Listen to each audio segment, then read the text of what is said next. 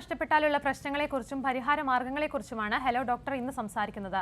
നമുക്കൊപ്പം ചേരുന്നത് Kottayam government dental കോളേജിലെ ഓർത്തോഡോണ്ടിക്സ് വിഭാഗം അസോസിയേറ്റ് പ്രൊഫസർ ഡോക്ടർ സന്ധ്യ എം രാഘവനാണ്. ഡോക്ടർ, ഹലോ ഡോക്ടറിലേക്ക് സ്വാഗതം. ഡോക്ടർ, ആദ്യം തന്നെ പല്ലുകൾ നഷ്ടപ്പെട്ടാലുള്ള പ്രശ്നങ്ങൾ എന്തെല്ലാമാണ്? പരിഹാരം കാണാതെ അവഗണിച്ചാലുള്ള പ്രത്യാഘാതങ്ങൾ എന്തെല്ലാമാണ്? എല്ലാവർക്കും അറിയുന്നത് പോലെ തന്നെ പല്ലുകൾ നഷ്ടപ്പെട്ടാൽ നമ്മൾക്ക് ഭക്ഷണം ചവച്ച് കഴിക്കാൻ വളരെ ബുദ്ധിമുട്ട് അനുഭവപ്പെടും, സംസാരിക്കാൻ ബുദ്ധിമുട്ടുണ്ടാവും. ഇത് കൂടാതെ നമുക്കറിയാം, നമ്മുടെ മുഖത്തിന്റെ രൂപഭംഗിയിൽ വ്യത്യാസം വരും. ഇത് കൂടാതെ നമ്മുടെ മുഖത്തെ അസ്ഥികളും കീഴ്ത്താടിയുമായി ബന്ധിപ്പിക്കുന്ന ജോയിന്റിന് വേദനയും മറ്റ് ബുദ്ധിമുട്ടുകളും വരാനുള്ള സാധ്യത കൂടുതലാണ്. ഡോക്ടർ, ഇപ്പോൾ പല്ലുകൾ നഷ്ടപ്പെട്ടാൽ അവിടെ പല്ലുകൾ വയ്ക്കണം എന്ന് പറയുന്നത് എന്തുകൊണ്ടാണ്? പല്ലുകൾ വച്ചില്ലെങ്കിൽ നമുക്ക് ഞാൻ ഈ പറഞ്ഞതുപോലെ ചവയ്ക്കാനുള്ള ബുദ്ധിമുട്ടുണ്ട്. അതുകൂടാതെ പല്ലുകൾ വെക്കാതിരുന്നാൽ മോണയുടെ തേയ്മാനം അല്ലെങ്കിൽ എല്ലിന്റെ തേയ്മാനം വളരെ കൂടുതലായി ഉണ്ടാകാറുണ്ട് പേഷ്യൻസിന്. അപ്പൊ നമ്മളത് സമയത്ത് ചെയ്തില്ലെങ്കിൽ പിന്നീട് ഒരിക്കൽ പല്ലുകൾ തിരിച്ച് നമുക്ക് വെക്കാനായിട്ട് ബുദ്ധിമുട്ട് അനുഭവപ്പെടും. കാരണം പല്ല് വെക്കുമ്പോൾ അതിന് താഴെയുള്ള എല്ലിന്റെ ആരോഗ്യം വളരെ പ്രധാനമാണ്.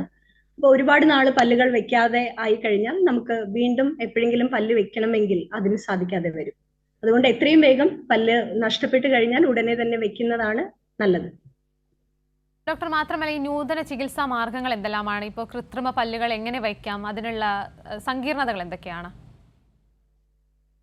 നമ്മൾ നേരത്തെ മുതൽ ചെയ്തുകൊണ്ടിരുന്നത് നമുക്ക് പലതരത്തിൽ വെക്കാം. അപ്പം ഭാഗികമായി പല്ല് നഷ്ടപ്പെട്ടാൽ നമുക്ക് റിമൂവബിൾ ഡെഞ്ചേഴ്സ് എന്ന് നമ്മൾ പറയും, ഊരിയെടുക്കുന്ന പല്ല് സെറ്റുകൾ രോഗികൾക്ക് തന്നെ ഊരിയെടുക്കുകയും തിരികെ വെക്കുകയും ചെയ്യാം. അങ്ങനെയുള്ള പല്ല് സെറ്റുകൾ നമ്മൾ ചെയ്യുന്നുണ്ട്. പിന്നീട് ഫിക്സഡ് ആയിട്ട് ചെയ്യാം.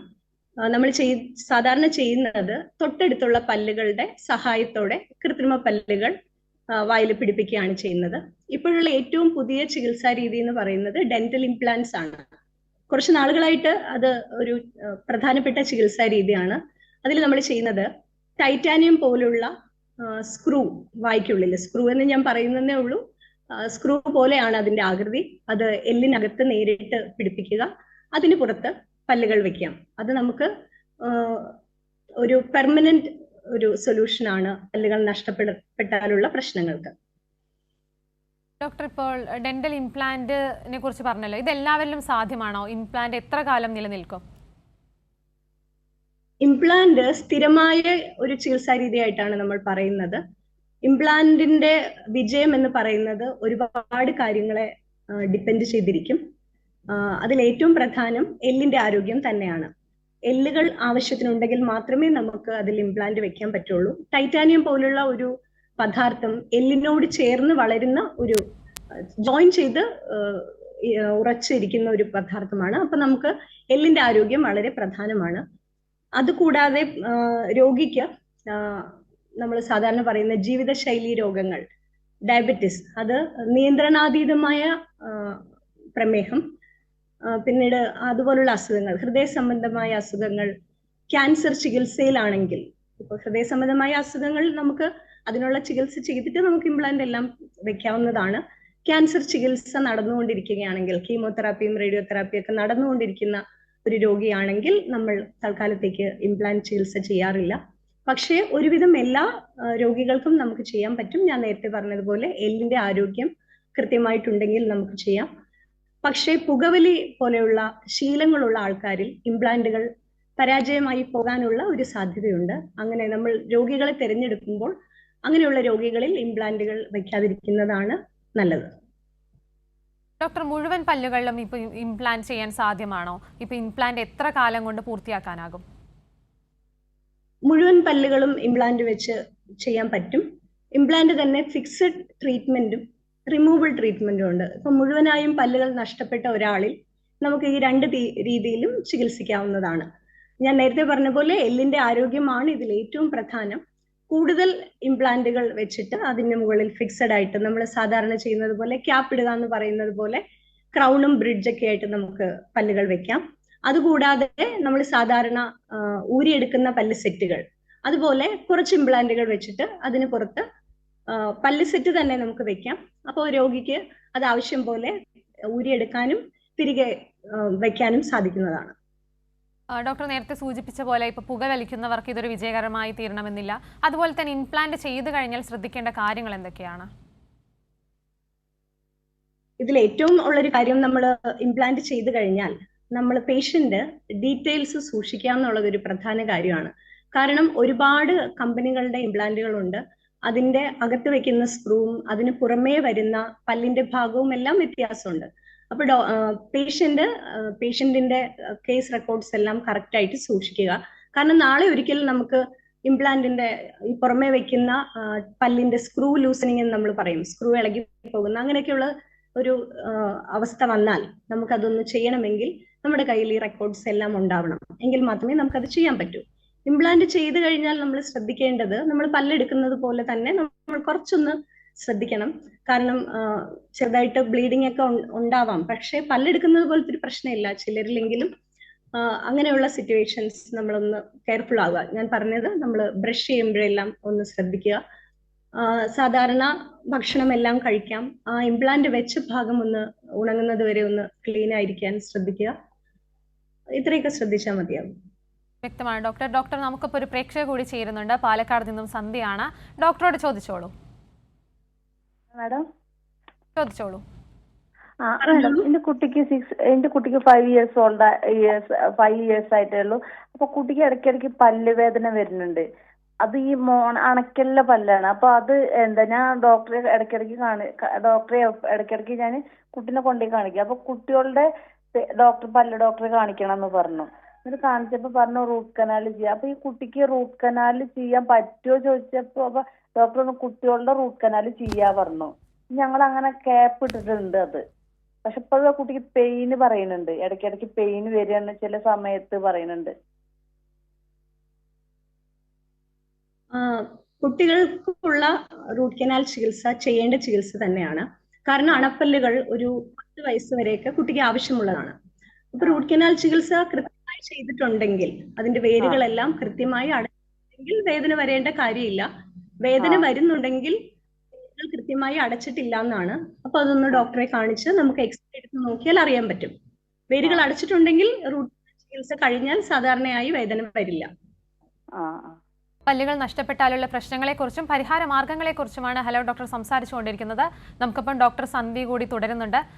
ഡോക്ടർ, നമ്മൾ ഡെന്റൽ ഇംപ്ലാന്റിനെ കുറിച്ചാണ് സംസാരിച്ചുകൊണ്ടിരുന്നത്. എല്ലാ ഭക്ഷണ പദാർത്ഥങ്ങളും ഈ ഇംപ്ലാന്റിന് ശേഷം കഴിക്കാൻ അല്ലെങ്കിൽ കടിക്കാനാകുമോ? പല്ല് ക്ലീൻ ചെയ്യുന്നതിൽ എന്തെല്ലാം ശ്രദ്ധിക്കണം? സാധാരണ നമ്മൾ ഡെന്റൽ ഇംപ്ലാന്റ് വെക്കുക എന്ന് പറഞ്ഞാൽ, ഇംപ്ലാന്റ് അസ്ഥിയിൽ ഉറപ്പിച്ചതിന് ശേഷം ഒരു 3 മുതൽ 6 മാസത്തിന് ശേഷമായിരിക്കും പല്ലിന്റെ ഭാഗം നമ്മൾ അതിന് മുകളിൽ പിടിപ്പിക്കുന്നത്. അപ്പൊ അത്രയും നാൾ അത് എല്ലിനകത്ത് ഇരുന്ന് എല്ലിനോട് ചേർന്ന് ജോയിൻ ചെയ്യും. അത് കഴിഞ്ഞിട്ടാണ് നമ്മൾ പല്ല് വെക്കുന്നത്. പല്ല് വെച്ച് കഴിഞ്ഞാൽ അത് നമുക്കൊന്നെങ്കിൽ സിമെന്റ് ചെയ്ത് വെക്കാം, അല്ലെങ്കിൽ സ്ക്രൂ ചെയ്ത് ഇംപ്ലാന്റിന്റെ മുകളിൽ പിടിപ്പിക്കാം. അത് ചെയ്തു കഴിഞ്ഞാൽ നമുക്ക് സാധാരണ പോലെ എല്ലാ ഭക്ഷണവും കഴിക്കാം. അങ്ങനെ ഒരു ബുദ്ധിമുട്ടും ഉണ്ടാവില്ല. നമ്മുടെ പല്ല് പോലെ തന്നെ ആയിരിക്കും ഇംപ്ലാന്റ് വെക്കുന്നത്. പക്ഷേ ഇംപ്ലാന്റ് വെച്ച് കഴിഞ്ഞിട്ടുള്ള ശ്രദ്ധ കുറച്ച് കൂടുതൽ വേണം. നമ്മൾ എപ്പോഴും പറയും, നമ്മൾ 6 മാസത്തിൽ ഒരിക്കൽ ദന്ത ഡോക്ടറെ കാണണം. നമുക്ക് എന്തെങ്കിലും പ്രശ്നങ്ങൾ വരാൻ നോക്കിയിരിക്കരുത്. 6 മാസത്തിൽ ഒരിക്കൽ റെഗുലർ ആയിട്ട് ഡെന്റൽ ചെക്കപ്പ് നടത്തണമെന്ന് നമ്മൾ പറയാറുണ്ട്. ഇംപ്ലാന്റ് വെച്ച ഒരു പേഷ്യന്റിന്റെ കാര്യത്തിൽ അത് കുറച്ച് കൂടെ ശ്രദ്ധിക്കണം. കാരണം ഇംപ്ലാന്റിനോട് ചേർന്ന് നമുക്കിപ്പം മോണരോഗമൊക്കെ വരുന്നത് പോലെ പെരി ഇംപ്ലാന്റൈറ്റിസ് എന്ന് പറയുന്ന ഇംപ്ലാന്റിന് ഇൻഫ്ലമേഷൻ വരുന്ന കണ്ടീഷൻസ് ഉണ്ട്. അങ്ങനെ വന്നു കഴിഞ്ഞാൽ ഇംപ്ലാന്റിന് ചുറ്റുമുള്ള എല്ല് ക്രമേണ പോയിട്ട് ഇംപ്ലാന്റ് ലൂസ് ആവാനും അത് ഇംപ്ലാന്റ് ചികിത്സ പരാജയപ്പെടാനുമുള്ള ഒരു സാധ്യതയുണ്ട്. അതുകൊണ്ട് എപ്പോഴും നമ്മൾ കൃത്യമായി അത് നോക്കിക്കൊണ്ടിരിക്കണം. 6 മാസത്തിൽ ഒരിക്കൽ നമ്മൾ ഡോക്ടറെ കണ്ട് എക്സ്റേ ഒക്കെ എടുത്ത് നോക്കുക. അതിന്റെ ആരോഗ്യം തൃപ്തികരമാണെന്ന് ഉറപ്പുവരുത്തുക. അതല്ലാതെ നമ്മൾ സാധാരണ പോലെ തന്നെ നമ്മളുടെ പല്ലുകൊണ്ട് നമ്മൾ എന്തൊക്കെ ഭക്ഷണം കഴിക്കുന്നു അതെല്ലാം നമുക്ക് ചെയ്യാൻ സാധിക്കും. ഡോക്ടർ, മാത്രമല്ല ഇംപ്ലാന്റ് ചെയ്യാൻ പറ്റിയില്ലെങ്കിൽ അല്ലെങ്കിൽ പറ്റാത്തവർക്ക് സ്വീകരിക്കാവുന്ന മറ്റു മാർഗങ്ങൾ എന്തെല്ലാമാണ്? ഇംപ്ലാന്റ് അല്ലെങ്കിൽ ഞാൻ നേരത്തെ പറഞ്ഞതുപോലെ ഫിക്സഡ് ആയിട്ട് നമുക്ക് ചെയ്യണമെങ്കിൽ, ഇപ്പൊ ഫിക്സഡ് ചെയ്യണമെങ്കിൽ നമുക്ക് തൊട്ടടുത്ത പല്ലിന്റെ ആരോഗ്യം വളരെ പ്രധാനമാണ്. കൂടുതൽ പല്ലുകൾ നഷ്ടപ്പെട്ട എല്ലാ അവസ്ഥകളിലും നമുക്ക് ഈ പറയുന്ന ഫിക്സഡ് ചികിത്സ സാധ്യമല്ല. ഇംപ്ലാന്റ് ആണെങ്കിൽ നമുക്ക് എല്ലാ കണ്ടീഷൻസിലും ഫിക്സഡ് ആയിട്ട് ചെയ്യാം. പക്ഷേ കൂടുതൽ പല്ലുകൾ നഷ്ടപ്പെട്ടു പോയി, അങ്ങനെയുള്ള എല്ലാ സിറ്റുവേഷനിലും നമുക്ക് ഫിക്സഡ് ചെയ്യാൻ പറ്റില്ല. കുറച്ച് പല്ലുകൾ മാത്രമാണ് നഷ്ടപ്പെട്ടതെങ്കിൽ, തൊട്ടടുത്തുള്ള പല്ലിന്റെ ആരോഗ്യം തൃപ്തികരമാണെങ്കിൽ നമുക്ക് ബ്രിഡ്ജ് എന്ന് പറയുന്ന ചികിത്സ ചെയ്യാം. തൊട്ടടുത്ത പല്ലിന്റെ സഹായത്തോടെ പല്ലുകൾ വെക്കുന്ന ചികിത്സയാണ് അത്. ഫിക്സഡ് ട്രീറ്റ്മെന്റ് ആണ്. ഇനി അതല്ല, കൂടുതൽ പല്ലുകൾ നഷ്ടപ്പെട്ടിട്ടുണ്ട്, ആ ഭാഗത്ത് എല്ലിന് തേയ്മാനം ഒക്കെ വന്നിട്ടുണ്ടെങ്കിൽ നമ്മൾ സാധാരണ റിമൂവബിൾ ആയിട്ടാണ് ചെയ്യുന്നത്. അത് സാധാരണ നമ്മൾ ചെയ്യുന്ന അക്രിലിക് എന്ന് പറയുന്ന ഒരു മെറ്റീരിയലിലാണ്. അത് സാധാരണ നമുക്ക് ചെയ്യാം. അതല്ലെങ്കിൽ കുറച്ചുകൂടെ നല്ല രീതിയിൽ ചെയ്യാൻ കാസ്റ്റ് പാർഷ്യൽ ഡെഞ്ചർ എന്ന് പറയും. അതൊരു മെറ്റൽ ഫ്രെയിം വർക്ക് വരും, അതിന് മുകളിൽ അക്രിലിക്കും പല്ലും വരും. അങ്ങനെയുള്ള ചികിത്സകളും നമുക്ക് ചെയ്യാം. പിന്നീട് പേഷ്യന്റിന് കുറച്ചും കൂടെ നല്ല രീതിയിൽ കുറച്ചും കൂടെ കംഫർട്ടബിൾ ആവണമെങ്കിൽ ചിലപ്പോൾ ഈ ഒരു വലിയ മെറ്റൽ ഫ്രെയിം ഒക്കെ പേഷ്യന്റിന് ചിലപ്പോൾ അത്ര താല്പര്യം ഉണ്ടാവില്ല. അപ്പോൾ കുറച്ച് പല്ലുകൾ നഷ്ടപ്പെട്ട കണ്ടീഷനിൽ നമുക്ക് വേണമെങ്കിൽ ഫ്ലെക്സിബിൾ ആയിട്ടുള്ള പാർഷ്യൽ ഡെഞ്ചേഴ്സ് എന്ന് നമ്മൾ പറയും, ഭാഗികമായി പല്ല് വെക്കുന്നത് ഫ്ലെക്സിബിൾ ആയിട്ട് നമുക്ക് ചെയ്യാം. വ്യക്തമാണ് ഡോക്ടർ. ഡോക്ടർ, നമുക്കിപ്പോൾ മറ്റൊരു പ്രേക്ഷകൻ കൂടി ചേരുന്നുണ്ട്. ബാംഗ്ലൂരിൽ നിന്നും പ്രകാശാണ്. പ്രകാശ്, ഡോക്ടറോട് ചോദിച്ചോളൂ. ഹലോ. ഹലോ, പറഞ്ഞോളൂ. അത് എന്റെ മേലത്തെ എല്ലാ കംപ്ലീറ്റ് പല്ലും പോയിരിക്കുകയാണ്. ഒരേ ഒരു പല്ല് മാത്രമേ ഉള്ളൂ. അത് ആ പല്ലുകൊണ്ടാണ് ഇപ്പോ എല്ലാ കാര്യങ്ങളും ചെയ്യുന്നത്. അപ്പൊ അതും കൂടി പറിച്ചിട്ട് എല്ലാം ഫുൾ സെറ്റ് വെക്കാൻ പറ്റുമോ എന്നുള്ളതാണ് ചോദിച്ചത്. ആ ഒരു പല്ല് മാത്രം നിർത്തിക്കൊണ്ട് ഒരു ചികിത്സ ചെയ്യുന്നതിനേക്കാൾ നല്ലത് ആ ഒരു പല്ലും കൂടെ എടുത്തിട്ട് നമ്മൾ ചെയ്യുന്നതായിരിക്കും. അപ്പോൾ എല്ലിന്റെ ആരോഗ്യമൊക്കെ നോക്കി എക്സ്റേ ഒക്കെ എടുത്ത് നോക്കിയിട്ട് നമുക്ക് ഫിക്സഡ് ആയിട്ട് ചെയ്യണമെങ്കിൽ ഇംപ്ലാന്റ് വെച്ച് ചെയ്യാം. അതല്ലെങ്കിൽ സാധാരണ പോലെ ഊരിയെടുക്കുന്ന പല്ല് സെറ്റ് വെക്കാം. അപ്പൊ നമുക്ക് എക്സ്റേ ഒക്കെ എടുത്തൊന്ന് നോക്കണം, വേറെ ബുദ്ധിമുട്ടുകളൊന്നും ഇല്ല എന്ന് ഉറപ്പ് വരുത്തിയിട്ട് നമുക്ക് ചെയ്യാവുന്നതാണ്. പ്രേക്ഷകന് വ്യക്തമായെന്ന് വിശ്വസിക്കുന്നു. ഡോക്ടർ, ഇപ്പോൾ സെറ്റ് പല്ലിന്റെ കാര്യം സൂചിപ്പിച്ചല്ലോ. അത്തരത്തിലൊരു സെറ്റ് പല്ല് വെക്കുമ്പോൾ ശ്രദ്ധിക്കേണ്ട കാര്യങ്ങൾ എന്തെല്ലാമാണ്? സെറ്റ് പല്ല് വെക്കുമ്പോൾ ഏറ്റവും പ്രധാനമായ കാര്യം രോഗിയോട് അതിന്റെ എല്ലാ വശങ്ങളും നമ്മൾ ബോധ്യപ്പെടുത്തുക എന്നുള്ളതാണ്. സാധാരണ വരുന്ന രോഗികൾക്ക് ഈ സെറ്റ് പല്ല് എന്ന് പറയുന്നത്, അവര് മിക്കവാറും രോഗികൾ വിചാരിക്കുന്നത് എന്റെ മോശം പല്ലെല്ലാം എടുത്ത് കളഞ്ഞാൽ എനിക്ക് വളരെ നല്ല ഉറച്ചിരിക്കുന്ന പല്ലുകൾ കിട്ടുമല്ലോ എന്ന് വിചാരിച്ചിട്ടാണ് രോഗികൾ വരുന്നത്. പക്ഷേ എല്ലാ രോഗികളുടെ കാര്യത്തിലും സെറ്റ് പല്ലുകൾ നല്ല രീതിയിൽ ഉറച്ചിരിക്കണം എന്ന് നിർബന്ധമില്ല. കാരണം ഒരുപാട് നാളുകളായി പല്ല് പോയ ആളുകൾ മോണരോഗം കാരണം പല്ല് പോകുമ്പോൾ എല്ലിന്റെ ഒരു ഭാഗം കൂടെ നഷ്ടപ്പെടും. അങ്ങനെയുള്ളവർക്ക് എല്ല് വളരെ കുറവായിരിക്കും. ഇങ്ങനെയുള്ള കണ്ടീഷനിൽ നമ്മുടെ ചികിത്സ കുറച്ച് കോംപ്രമൈസ്ഡ് ആവും. അപ്പൊ അങ്ങനെയുള്ള ഇതിൽ നമുക്ക് പേഷ്യന്റിനെ ആദ്യം തന്നെ നമ്മൾ പറഞ്ഞ് മനസ്സിലാക്കണം, കുറച്ച് നാൾ ഉപയോഗിച്ചാൽ മാത്രമേ ഈ പല്ല് നമ്മുടെ വായുമായി ചേർന്ന് വരികയുള്ളൂ എന്നുള്ള കാര്യം പേഷ്യന്റിനോട് പറഞ്ഞ് മനസ്സിലാക്കണം. സാധാരണ ഒരുപാട് എല്ല് നഷ്ടപ്പെട്ടിട്ടില്ലെങ്കിൽ നല്ല രീതിയിൽ വായിൽ ഇരിക്കും. പേഷ്യന്റിന് സാധാരണ പോലെ ഭക്ഷണം കഴിക്കാനും സംസാരിക്കാനും എല്ലാം സാധിക്കും.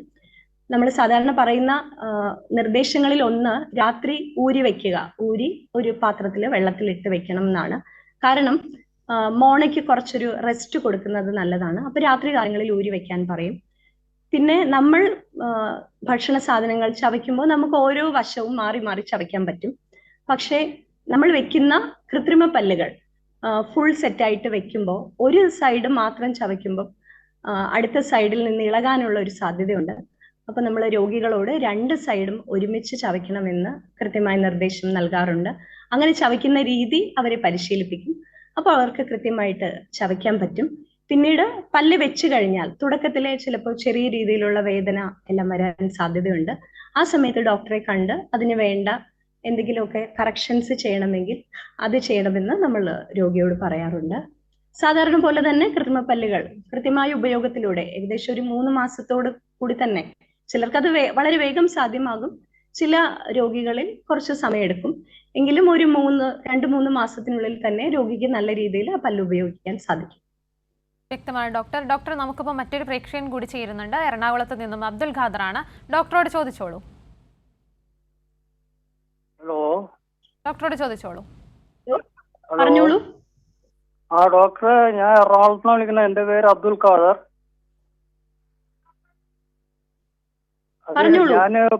ഞാൻ 13 കൊല്ലമായിട്ട് ഫുൾ സെറ്റ് വെപ്പ് പല്ല ഉപയോഗിക്കുന്നത്. ആ പറഞ്ഞോളൂ, 13 കൊല്ലം കേൾക്കുന്നുണ്ട്. 13 കൊല്ലമായിട്ട് ഞാൻ വെപ്പ് പല്ല ഉപയോഗിക്കുന്ന ഫുൾ സെറ്റ്. കേൾക്കാമോ? പറഞ്ഞോളൂ, എന്താ പ്രശ്നം? 13 കൊല്ലമായിട്ട് ഫുൾ സെറ്റ് വെപ്പ് പല്ല ഉപയോഗിക്കണം, വെപ്പ് പല്ല്. ആ മനസ്സിലായി, പറഞ്ഞോളൂ.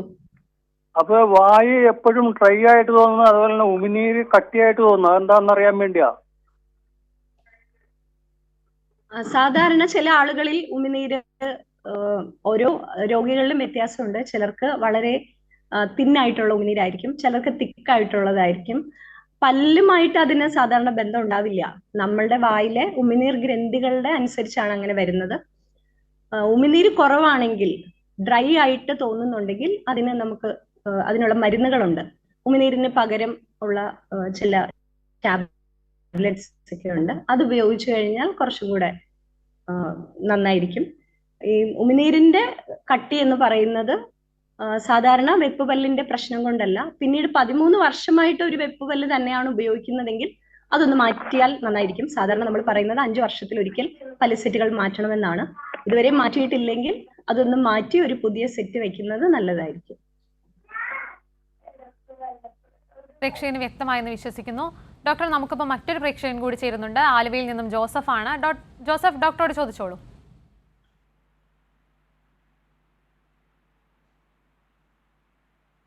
ജോസഫ്, കേൾക്കാമോ? പല്ല് കംപ്ലീറ്റ് പോയി. താഴത്ത് ഇനി ഒരു 7 പല്ലുണ്ട്.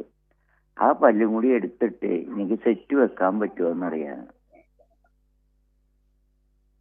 7 പല്ല് മാത്രമാണോ ബാക്കിയുള്ളത്? അതെ. നമ്മൾ സാധാരണ കുറച്ച് പല്ലുകളുള്ള രോഗികളുടെ പല്ലുകൾ ആദ്യം ഒന്ന് നോക്കും. അതിനെ ഏതെങ്കിലും പല്ലിനെ അവിടെ തന്നെ നമുക്ക് നിർത്താൻ പറ്റുമെങ്കിൽ അത് ചെയ്തിട്ടാണ് നമ്മൾ ബാക്കി കാര്യങ്ങൾ ചെയ്യുന്നത്. എല്ലാ പല്ലും എടുത്ത് കളയുന്നതിനേക്കാൾ സംരക്ഷിക്കാൻ പറ്റുന്ന അത്രയും പല്ലുകളെ സംരക്ഷിച്ച് നിർത്തിക്കൊണ്ടുള്ള ചികിത്സാ രീതിയാണ് ഞങ്ങൾ ചെയ്യാറുള്ളത്. അപ്പൊ അത് ആദ്യം നമുക്ക് നോക്കണം. പല്ലിന്റെ കണ്ടീഷൻ എങ്ങനെയാണ്, എക്സ്റേ എടുത്താൽ അതിന്റെ എല്ല് എങ്ങനെയാണ്, എല്ലാം നോക്കിയിട്ട് അതിനെ നിർത്താൻ പറ്റും. ഇനി വരുന്ന ചികിത്സയെ അത് ബാധിക്കില്ല എങ്കിൽ നമുക്ക് അതിനെ നിർത്തിക്കൊണ്ടുള്ള ചികിത്സ ചെയ്യാൻ പറ്റും. അതല്ല, ആ പല്ലിന്റെ ആരോഗ്യം വളരെ മോശമാണെങ്കിൽ അതിനെ എടുത്ത് കളഞ്ഞിട്ട് നമുക്ക് സെറ്റ് പല്ല് വെക്കാവുന്നതാണ്. താഴത്തെ ഒരു പല്ല് ഹോളായിട്ടിരിക്കുന്നു. അത് നമുക്കൊന്ന് നോക്കിയാൽ നമുക്ക് അറിയാൻ പറ്റും അതിനെ രക്ഷിക്കാൻ പറ്റുന്നതാണോ അതല്ല എടുത്ത് കളയേണ്ടി വരുമോ എന്നുള്ളത് നമ്മളൊന്ന് നോക്കിയാൽ മാത്രമേ നമുക്കൊരു തീരുമാനം എടുക്കാൻ പറ്റുള്ളൂ. പ്രേക്ഷകന് വ്യക്തമായെന്ന് വിശ്വസിക്കുന്നു. ഡോക്ടർ, ഈ ആക്സിഡന്റുകളിലും വീഴ്ചകളിലും പല്ല് ഇളകി വന്നാൽ ഉടൻ ചെയ്യേണ്ടത് എന്തെല്ലാമാണ്? എല്ലാവർക്കും ഉള്ളൊരു സംശയമാണ്.